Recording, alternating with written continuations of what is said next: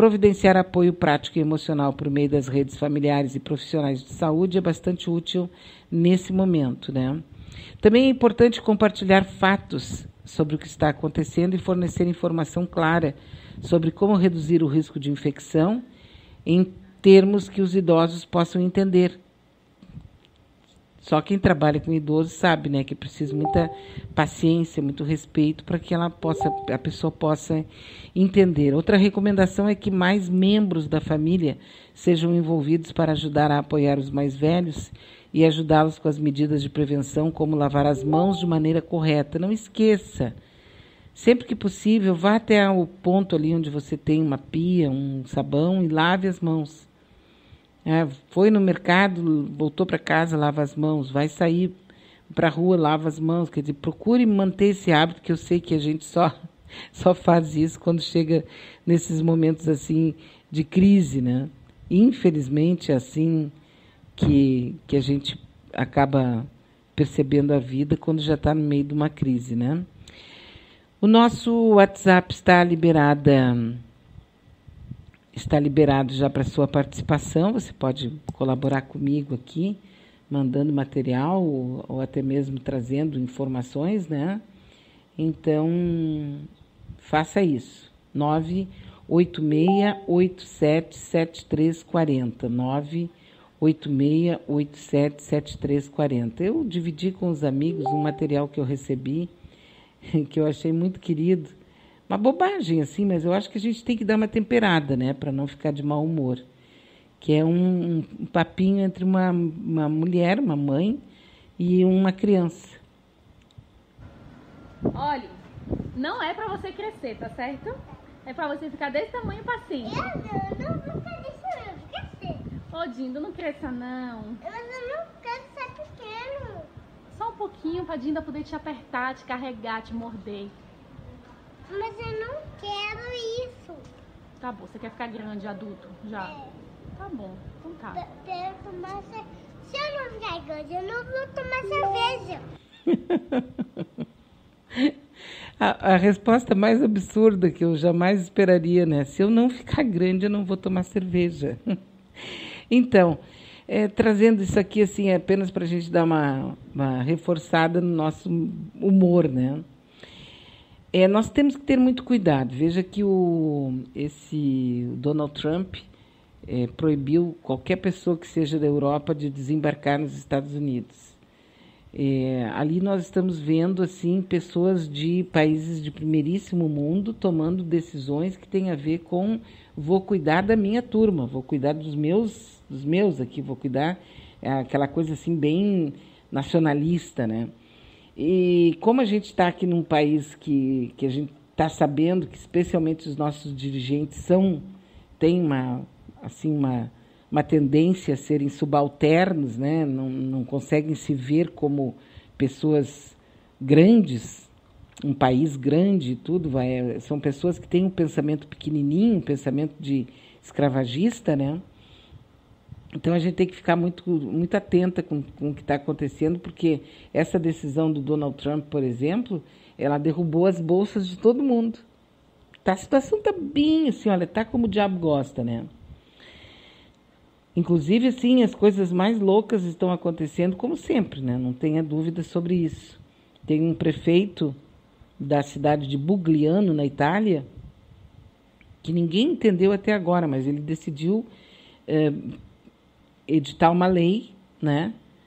Por causa do coronavírus, ele editou uma lei e decidiu proibir a prática de orgias em todo o território municipal, inclusive a gangbang, que diz que é um tipo de orgia muito peculiar, né? Pelo comunicado divulgado pela administração do prefeito Fábio Budiani, também está vetada qualquer tipo de atividade sexual que envolva mais de 2 pessoas.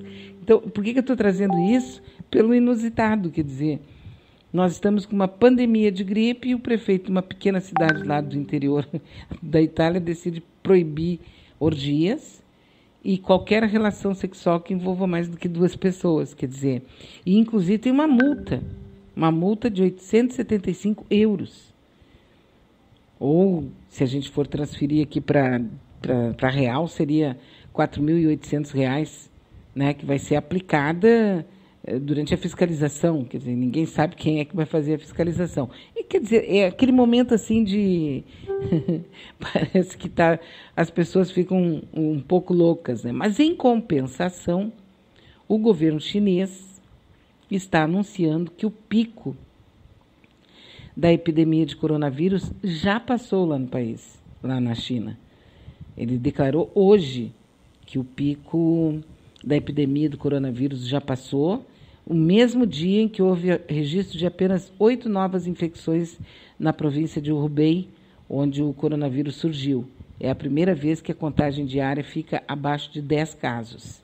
Com a desaceleração, mais empresas reabriram e o Hubei anunciou um novo afrouxamento das restrições de viagem. Ao todo, o número de novos casos diários da Covid-19 na China caiu para 15. Isso em toda a China, né? Mas claro que lá é um outro canal, é outra história. De um modo geral, o pico da epidemia já passou para a China, disse o Mi Feng, porta-voz da Comissão Nacional de Saúde. Enquanto o vírus se espalhando rapidamente em todo o mundo, seu progresso na China diminuiu acentuadamente nos últimos 7 dias, resultado de medidas impostas para controlar o movimento de pessoas e tráfego, incluindo o bloqueio virtual de Wuhan, cidade de 11 milhões de pessoas que ficou sitiada praticamente, né? Ontem a OMS classificou o coronavírus como pandemia e cobrou ação de governos. O Brasil registrou 69 casos de coronavírus até ontem. Aqui no Rio Grande do Sul nós temos 4, né? Então é isso, né? Tem que manter a calma, muita calma, mas sabendo que vai passar. De alguma maneira vai passar e que, lamentavelmente, quem mais vai sofrer as consequências de tudo isso é, com certeza absoluta, as pessoas mais pobres do nosso país, né?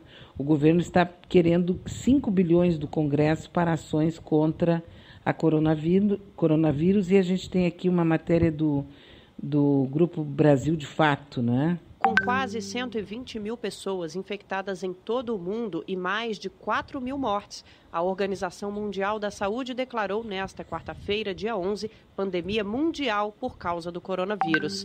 Até o momento, 110 países, mais da metade do mundo, já registraram casos da doença. De acordo com a OMS, nas últimas 2 semanas, o número de casos fora da China cresceu 13 vezes e o número de países afetados triplicou. Alguns países, incluindo o Brasil, já pressionavam a entidade para que a organização reconhecesse o estado de pandemia. Em audiência na Câmara dos Deputados, realizada na tarde desta quarta-feira, pouco tempo após o anúncio da OMS, o ministro da Saúde, Luiz Henrique Mandetta, afirmou que o status de pandemia desburocratiza as respostas ao problema. Ele informou que, a partir de agora, toda pessoa que chegar ao Brasil com sintomas de gripe será considerada um caso suspeito, independentemente de onde vier. Fomos os primeiros, os nossos especialistas, em falar, é uma pandemia. É uma pandemia. Se tivesse feito isso antes, a gente não precisaria ficar procurando, colocando os meus médicos para falar, mas que avião que você entrou? Em qual voo que você estava? E vinha gente daqui, vinha gente de lá? Não. Hoje, tecnicamente, o que muda? Qualquer pessoa, de qualquer voo, que chegue dentro do Brasil, hoje, tecnicamente, você fala, olha, se tiver febre, tosse ou gripe, procure uma unidade de saúde que pode ser coronavírus. O ministro afirmou também que o vírus causa um aumento na busca pelos serviços de saúde e que, apesar da letalidade baixa, é preciso evitar gargalos no atendimento. O vírus é extremamente duro e ele derruba o sistema de saúde. Se ele não tem uma letalidade individual elevada, ele tem uma letalidade ao sistema de saúde. Quanto mais alta essa espiral, mais pessoas ao mesmo tempo acionam o sistema de saúde. O Brasil tem hoje 52 casos confirmados e quase 907 suspeitos. São 30 pessoas em São Paulo e 13 no Rio de Janeiro. Outros 6 estados também têm casos confirmados: Bahia, Distrito Federal, Rio Grande do Sul, Minas Gerais, Alagoas e Espírito Santo. Ainda não há registro da chamada transmissão comunitária sustentada, quando não é mais possível identificar a origem do vírus. Até agora, há 6 transmissões locais em pessoas que tiveram contato com infectados que viajaram para outros países. De acordo com as recomendações do Ministério da Saúde, pessoas com sintomas devem procurar inicialmente os postos de saúde e não os hospitais, já que 90% dos casos tendem a ser leves. A intenção do governo é de que até 18 de março todos os estados brasileiros estejam aptos a fazer os testes para a doença. Apesar dos esforços do próprio Ministério da Saúde, Jair Bolsonaro deu declarações minimizando os riscos do coronavírus. Em um discurso realizado em Miami, nos Estados Unidos, o presidente disse que a realidade não é como a mídia vem propagando. Ele também usou a palavra fantasia para classificar a situação do coronavírus. De São Paulo, da Rádio Brasil de Fato, Nara Lacerda. Inclusive, lógico, não é que isso vai ter uma diferenciação a partir do momento em que o Donald Trump também assume uma outra postura diante da situação, né? O Donald Trump ontem, ele anunciou proibição de viagens entre os Estados Unidos e a Europa pelo prazo de 30 dias. Isso aí, claro, muda muito a situação e transforma o que parecia assim uma coisinha, como ele mesmo disse, que era só uma gripe, como o Bolsonaro está falando agora, né?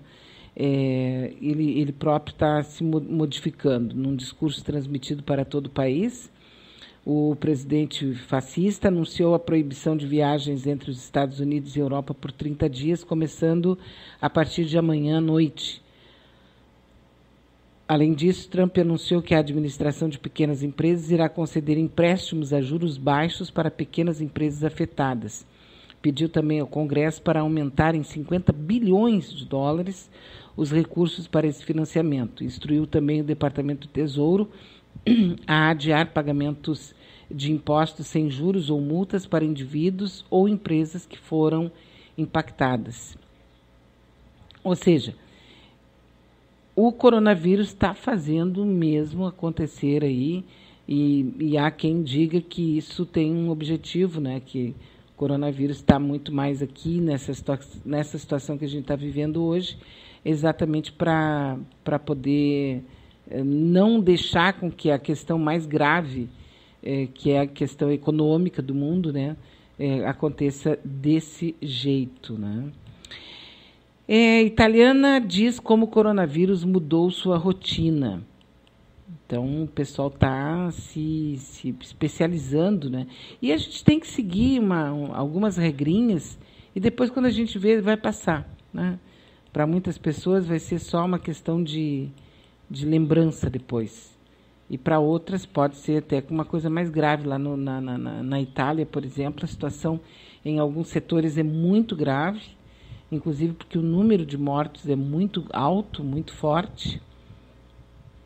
Então, e tem até casos de pessoas que estão com pessoas mortas dentro de casa esperando, lá na Itália, né? Não aqui, nem em outro lugar do mundo, mas na Itália já tem casos de pessoas que estão com... Eu ontem mesmo vi o caso de um artista que mostrou que estava com a irmã morta ali dentro de casa esperando, porque não tinha, né, quem pudesse fazer, quem tirasse ela naquele momento. Uma coisa bem grave, assim, extremamente grave.